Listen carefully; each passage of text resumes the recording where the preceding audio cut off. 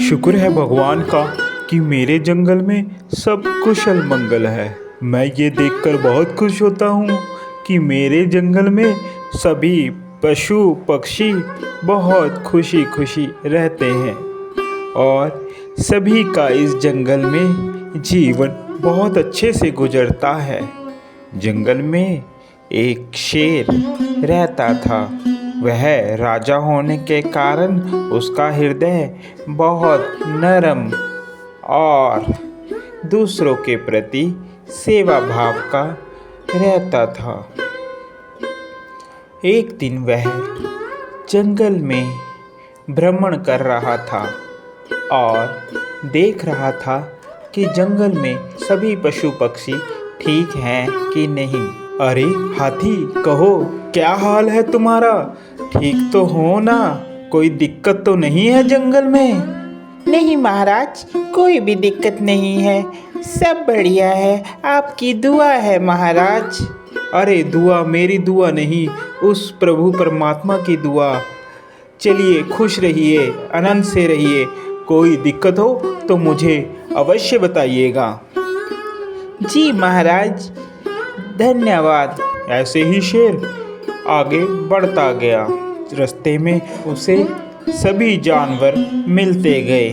शेर एक तालाब के पास पहुंचा और देखा एक बगुला मछली पकड़ने की कोशिश कर रहा था, पर उससे मछली नहीं पकड़ी जा रही थी। ये मछलियाँ भी मुझसे पकड़ी नहीं जाती हैं।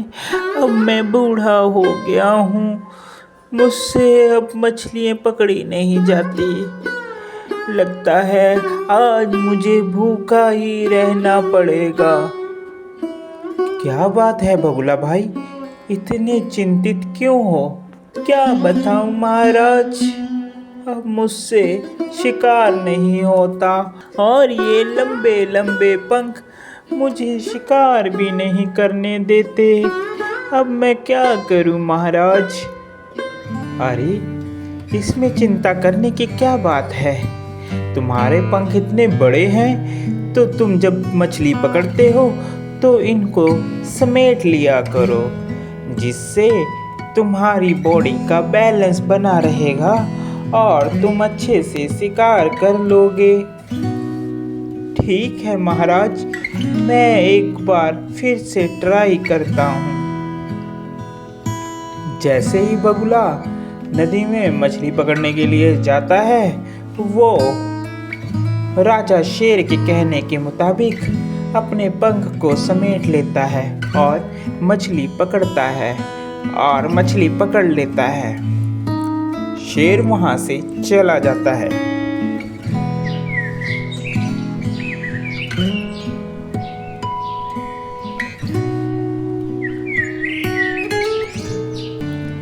एक दिन शेर ऐसे ही जंगल में घूम रहा था और देखता है कि बगुला पहले से हष्ट पुष्ट और मोटा हो गया है और वह अच्छे से शिकार भी करने लगा है। राजा शेर ये सब देखकर बहुत प्रसन्न हुआ।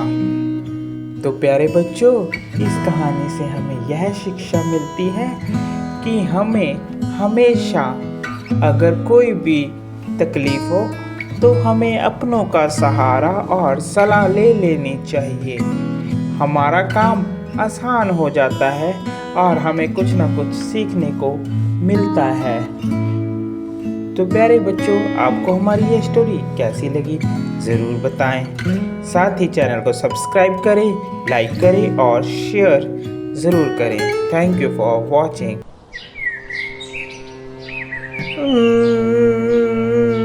मेरा कोई भी मित्र नहीं है, मैं अकेला हूँ। खेतों के बीच एक जलाशय था। जलाशय में एक मेंढक रहता था। वहीं पास में एक बिल में एक चूहा रहता था। वह पास से गुजर रहा था। अरे मेंढक भाई, क्या बात है, तुम रो क्यों रहे हो? भैया, मेरा कोई भी मित्र नहीं है। मैं इस जलाशय में अकेला रहता हूँ। कोई दुख सुख बताना हो तब भी कोई मित्र नहीं है। अरे मित्र, इसमें रोने वाली क्या बात है? मैं तुम्हारे बगल के पेड़ में ही तो रहता हूँ।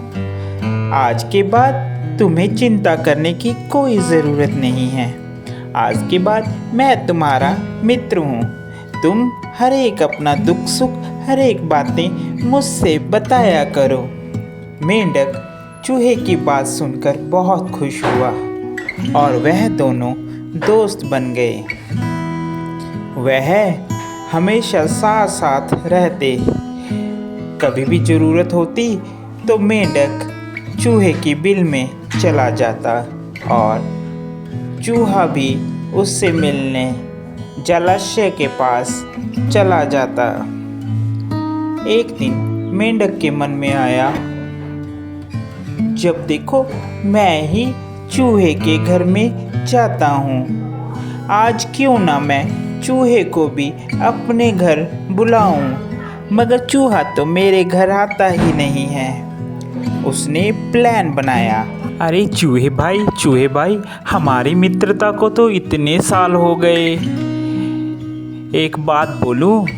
हाँ मित्र, बोलो, क्या बात है?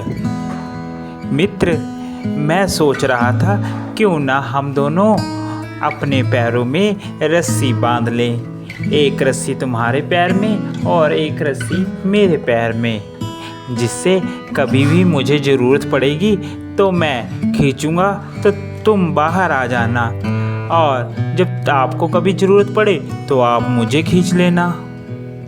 चूहे ने उसकी बात पर सहमति प्रकट की और एक दिन मेंढक ने सोचा, आज तो चूहे को मैं अपने घर लेकर जाऊंगा।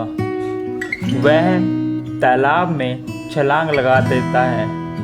उसके साथ ही चूहा बंधा होता है, वो भी तालाब में चला जाता है, जिस कारण वह बहुत तड़पता है। ऊपर से यह सब एक कौवा देख रहा होता है। कौवा झट से आता है और चूहे को पकड़कर आसमान में उड़ने लगता है। उसी के साथ मेंढक भी बंधा होता है और वह भी उसके साथ चला जाता है, जिससे चूहा उसे ले जाकर दोनों को खा लेता है। आपको हमारी वीडियो कैसी लगी सब्सक्राइब जरूर कर दे और साथ चैनल को लाइक भी कर दे। Thank you for watching.